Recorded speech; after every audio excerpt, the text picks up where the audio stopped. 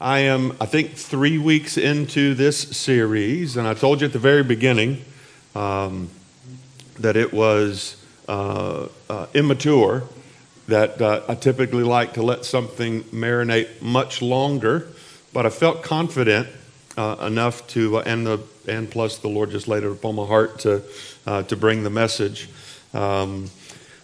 Because there's a little bit of a connection that I'm not 100% sure about.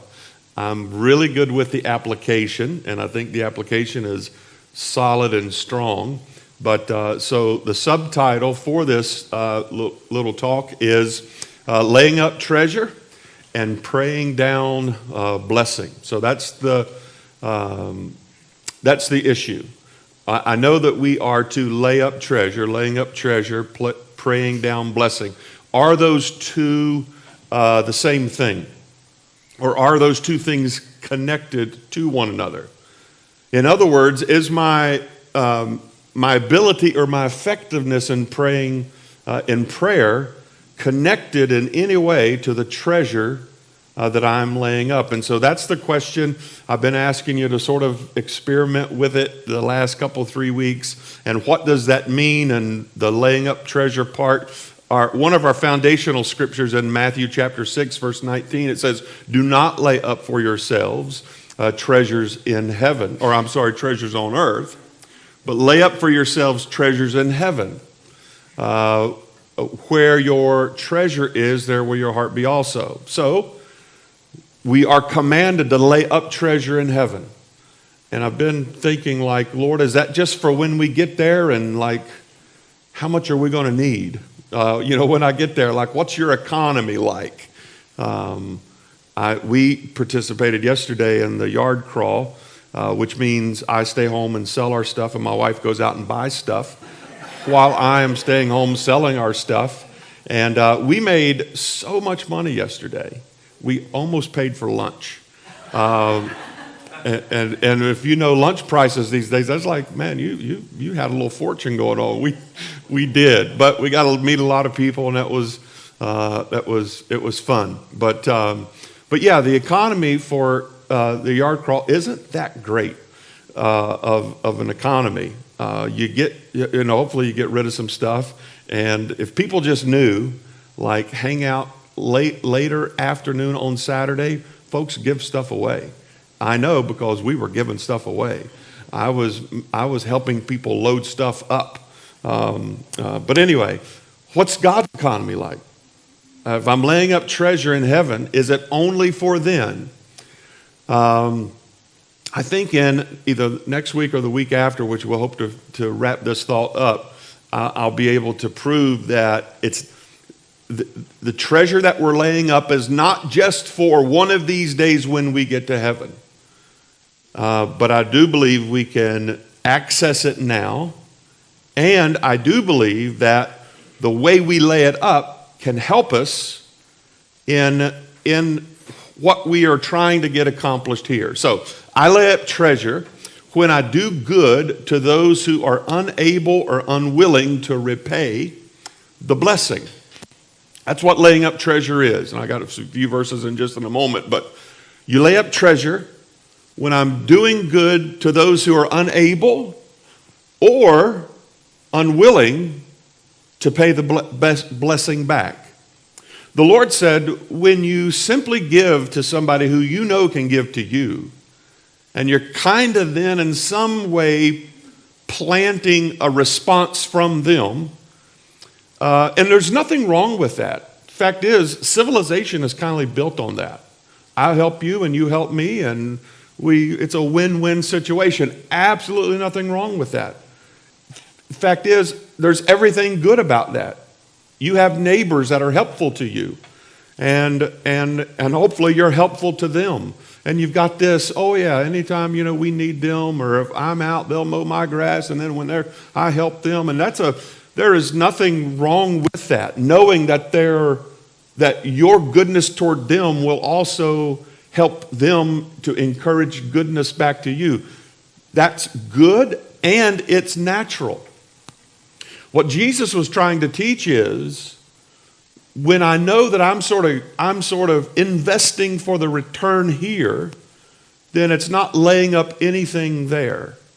But if I give to somebody who I know can't pay it back, or if I forgive somebody who I know is not going to, if I apologize to somebody and I know they're not going to apologize to me back.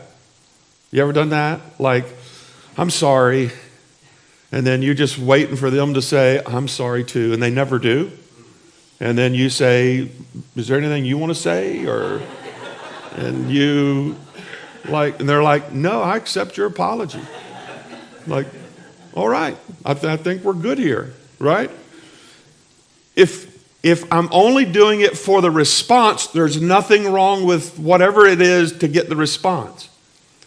But Jesus says, he teaches this lesson about laying up treasure is when you're doing it for somebody who can't pay it back and I'm not expecting it to pay it back, or I'm doing good for an enemy that I know is not going to do it in return, but I'm doing it in honor of God, he says that is laying up treasure. So when I'm help the hurting or the hurtful, my account is credited. Here are the verses we've looked at the last 2 weeks in Luke and also in 1 Peter. Luke chapter 6, verse 32. A little passage here, but the phrase is what I want to, and this is just kind of recap, but he says this, what credit is that to you? In 1 Peter, he uses the same language, or Peter does. For what credit is it to you? Peter teaches that when you do something good for somebody that can't pay it back or don't want to pay it back, but you're just doing it because I'm trying to honor the way the Lord, I believe, wants me to live, he says that is a gracious thing to you. That credits your account. 1 Peter chapter 3, verse 9, that you may obtain a blessing. So I'm doing these things to those who are unable or unwilling to respond in the kindness that I'm trying to hand out. And Jesus, and then Peter later on writes, that credits your account. So we know that is scripturally sound because you can read it for yourself. But here's my thought then. And so as a result, my prayer are more effective. Because I'm kind of drawing down on this account when I'm laying up treasure. And you see it in phrases, these are example phrases, in that same 1 Peter where he's talking about crediting your account. And he's talking about specifically husbands and wives, but he attaches it to other relationships that you get here before that. He says that your prayers be not hindered. So there's a way for my prayers to be hindered? Yes. The Lord incentivizes us to get along with each other. And you see that all through the Gospels. It's like a parent wanting their children to get along. And there are blessings or lack thereof attached to us getting along with each other. 1 Peter 3:12, it says this, and he's talking about the Lord there, his ears are open to their prayer. How is it that I can get God's ears open to my prayers? And is there a way to be more effective with my praying? Absolutely. The passage, I don't have it for the screen today, but it says the effectual fervent prayers of a righteous man avail much. Or they've got great traction. So it turns out that praying for those who hurt me can actually help me to heal. And I know that sounds kind of counterproductive or counterintuitive, but they're the ones that hurt me. And the Lord wants me to pray for them. And they may not respond back in kind, but I'll find healing for myself. I think this is what you will find there. And not only that, then when I go to pray for people that I truly want to see like God truly bless, my prayers are more effective because I have laid up treasure in heaven. So think of the idea of laying up treasure in heaven. If I'm investing in heaven, I'm trusting in the person that I'm investing in. Just like you would if you invested in a company, if you invested in a business or whatever, you would want to know, like, depending upon how much money you're investing, you would want to know, like, who is this person or these people? And do you have any kind of track record? And can I trust you? So you want to know who you're investing in order to determine what kind of dividends or what kind of return you're going to get. Well, the Lord says you invest in heaven. You lay up treasure in heaven, and I'll see to it that you get a good dividend. And dear friend, if I can trust anybody, you can trust the Lord. And so you invest it with me, and then if I can trust you, that anything you ask, and that's probably, I think, where we'll be maybe next week. But he gives this it's like, I've never had one, but I've seen them. There are these credit cards that have unlimited funds attached to them.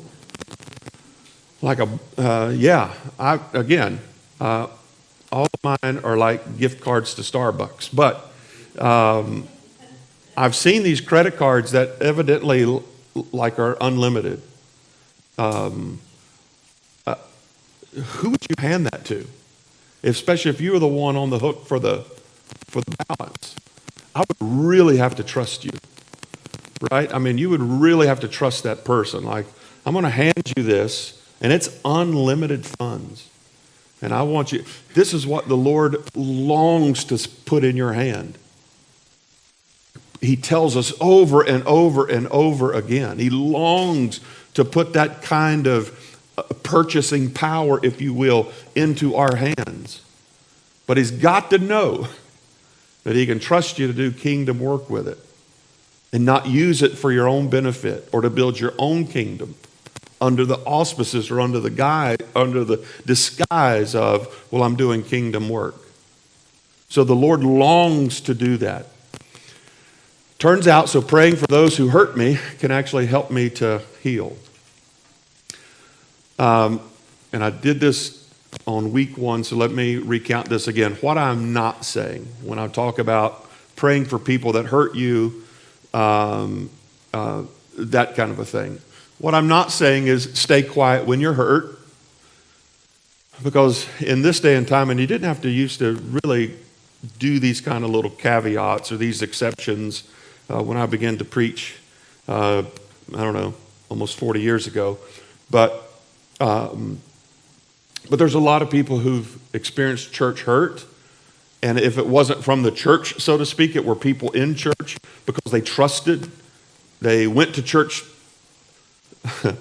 When I went off to Bible college, I just assumed all those other guys there could walk on water. Because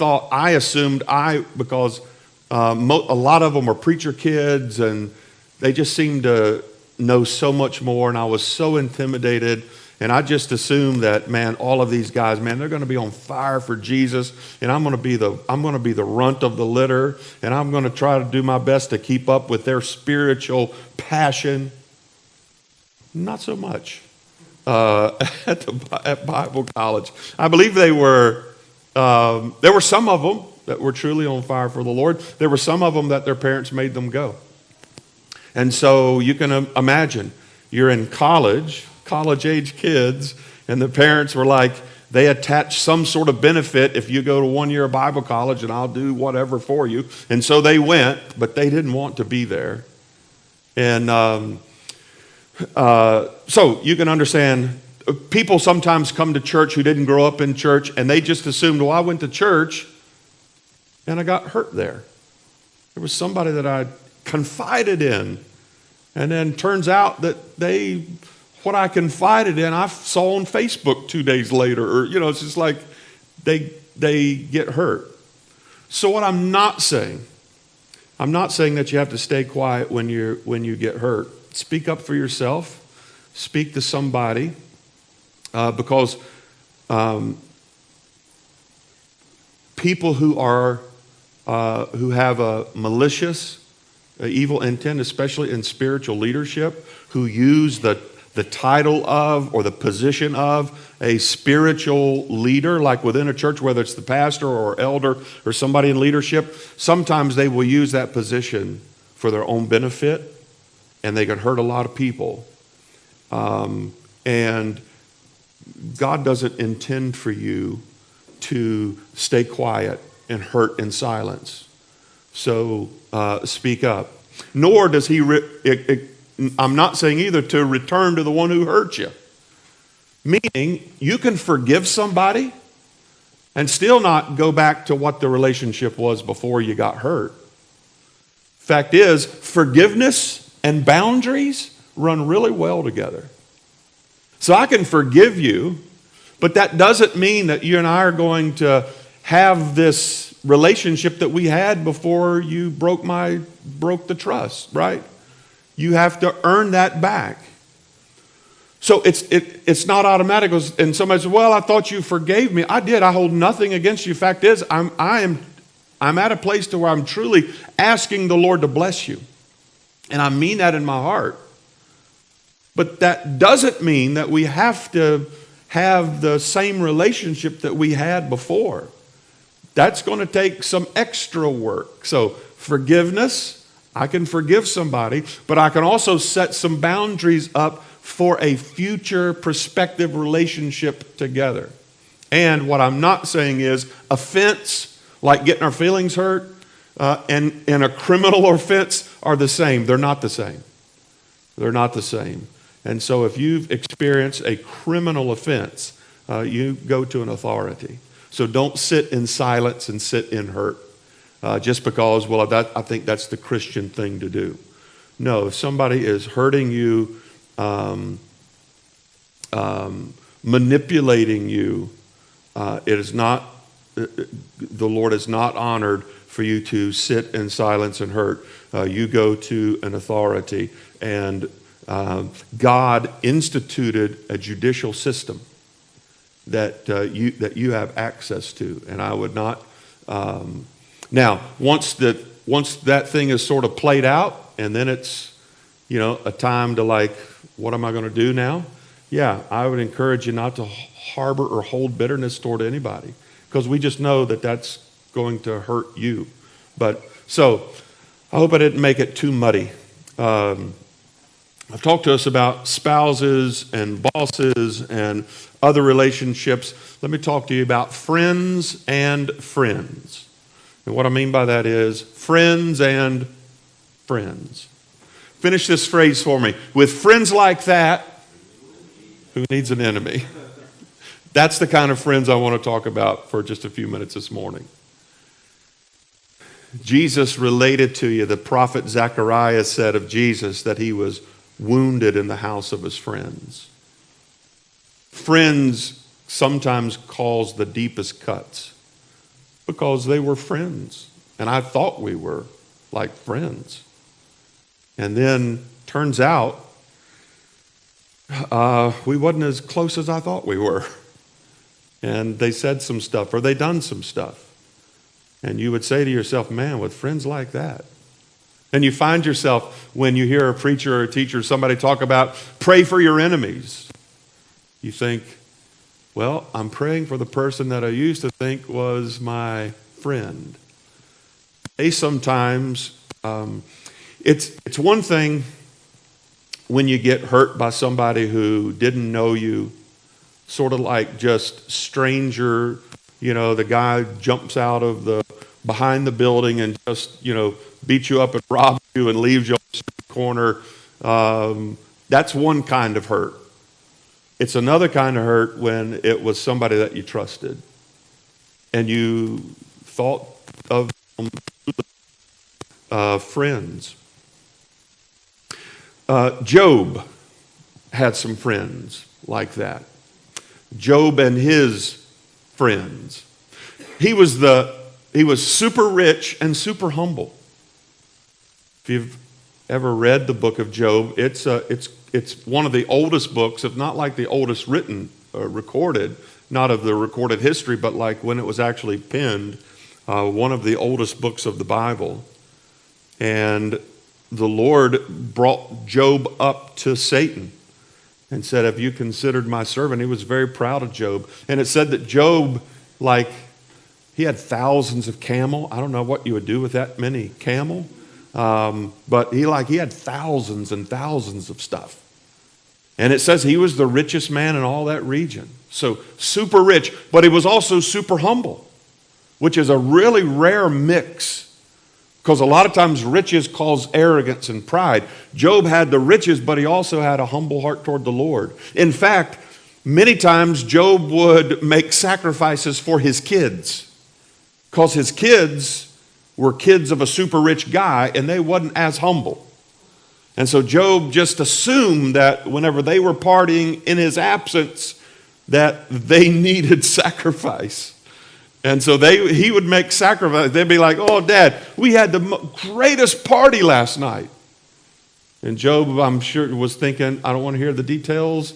Let me find a goat or a ram or something and go up and make a sacrifice, because I'm sure you need some forgiveness. And this was Job, super rich. And he lost it all in a day. His kids, his stuff, everything. All in a day. And I thought about that when I was younger. When I used to read that, I thought, oh my goodness, like, how do you recover to lose all of it in a day? The more I think about it, like, if you're going to lose it, to me, there's some grace about losing it all in a day than just being drawn out over the next decade. Like, get it over with. Let's take the punch, And plus, when it's all in a day, because, like, you're familiar with the story, a servant would come to him and say, oh, the enemy stole this or burnt those fields, or you lost this, and then you lost your kids, and then you lost this herd, and all in a day. And after one servant would go out, and the servant would say, and I'm the only one alive who, I've survived just to come tell you the story.